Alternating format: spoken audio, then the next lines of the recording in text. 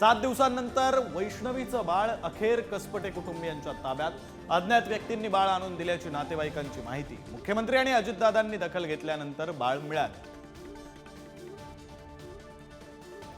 राजेंद्र हगवणे आणि सुशील हगवणे दोघांचीही राष्ट्रवादीतून हकालपट्टी.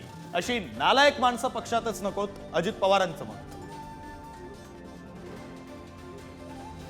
हगवणे कुटुंबाकडून मोठ्या सुनेचाही छळ. मोठी सून मयुरी जगतापला हगवणे कुटुंबानं आणि वैष्णवीचा पती शशांक हगवणेनं सुद्धा केली मारहाण.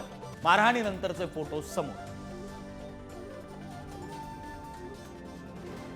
देशाच्या दुश्मनांनी पाहिलं जेव्हा सिंदूर स्फोटक बनतं तेव्हा काय परिणाम होतात. पंतप्रधान मोदींचा राजस्थानमधून पाकला पुन्हा इशारा. पाकची हेर गद्दार ज्योती मल्होत्राचा 4 वेळा मुंबई दौरा. लालबागचा राजा, गणेश गल्लीचा राजाच्या ठिकाणी वावर.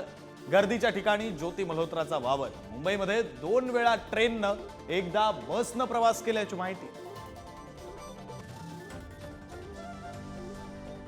पहलगाम हल्ल्याला 1 महिना पूर्ण. महिनाभरात पाकिस्तान आणि दहशतवाद्यांना धडा शिकवला. मात्र पहलगामचे हल्लेखोर दहशतवादी मात्र अद्यापही मोकाट. सलमान खानच्या गॅलेक्सी अपार्टमेंटमध्ये घुसण्याचा अज्ञात महिलेचा प्रयत्न. पोलिसांकडून महिलेला अटक. वांद्र्यामध्ये चौकशी सुरू. धुळ्यातील शासकीय विश्रामगृहामध्ये 1,84,00,000ची रोकड जप्त. माजी आमदार अनिल गोटे यांचा दावा ठरला खरा. अंदाज समितीमधील आमदारांना पैसे दिल्याचा गोटेंचा दावा.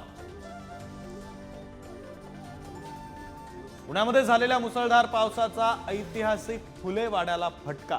चबुतऱ्यावरील छतावरील कौलं आणि लाकडी भाग निखळले. दुर्दशा चिंताजनक. पुणेकरांची प्रतिक्रिया.